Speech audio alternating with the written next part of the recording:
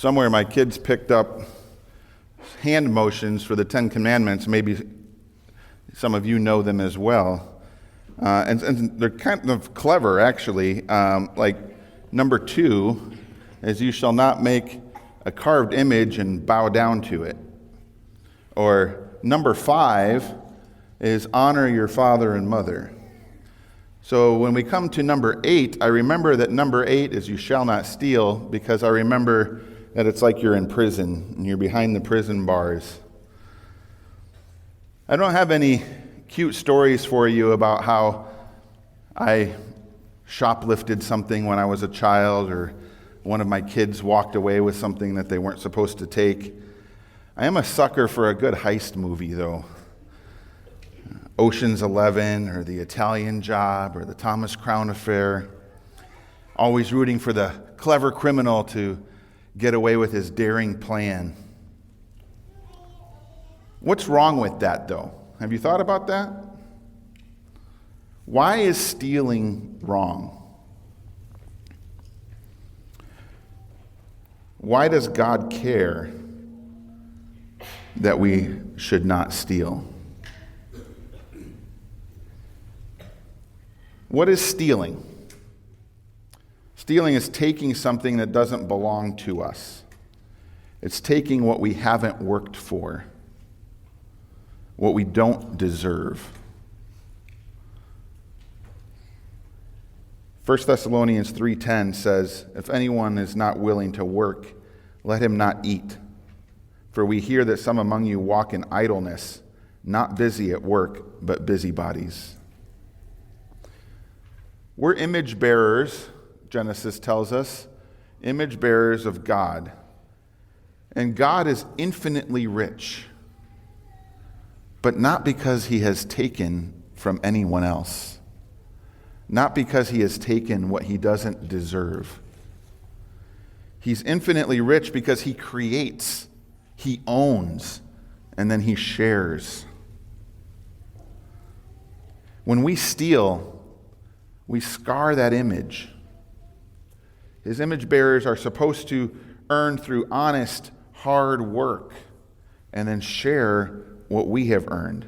Ephesians 4:28 says, "Let the thief no longer steal, but rather let him labor, doing honest work with his own hands, so that he may have something to share with anyone in need."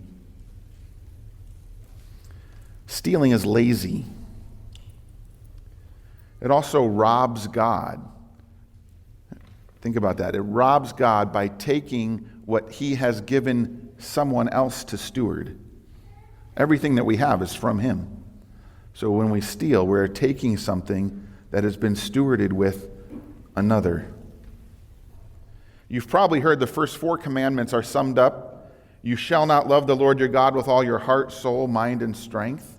And the last 6 commandments are summed up, and you shall love your neighbor as yourself. So when we steal, we're also not loving our neighbor. But it may be that you are thinking, why are we even talking about this today? I don't have a problem with stealing. I don't shoplift.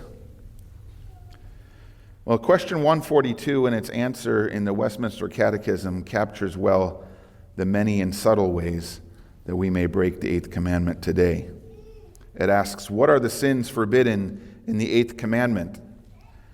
The answer is the sins forbidden in the 8th commandment, besides the neglect of duties required, are theft, robbery, man-stealing, and receiving anything that is stolen, fraudulent dealing, false weights and measures, removing landmarks, injustice and unfaithfulness in contracts between man and man, or in matters of trust, oppression, extortion, usury, bribery, vexatious lawsuits, unjust enclosures and depopulations, engrossing commodities to enhance the price, unlawful callings, and all other unjust or sinful ways of taking or withholding from our neighbor what belongs to him, or of enriching ourselves, covetousness, inordinate prizing and affecting worldly goods, distrustful and distracting cares and studies in getting, keeping and using them,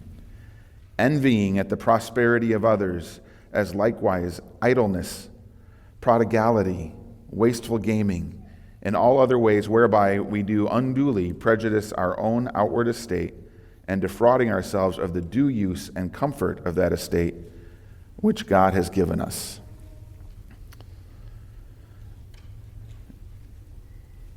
Val, forgive me if I pronounce this incorrectly, but Dudene Tamfu of the Bethlehem College and Seminary in Cameroon says, "So let the thief no longer steal. Let the plagiarist no longer plagiarize. Let the pirate no longer pirate. Let the illegal downloader no longer download illegally. Let the adulterer no longer steal the spouse of another." Do any of these hit home with us? Sure, maybe we're not walking out of the department store with a flat screen TV or tucking a pack of bubble gum into our pocket at the convenience store. But do we struggle with plagiarism, piracy? What about idleness or waste or envy?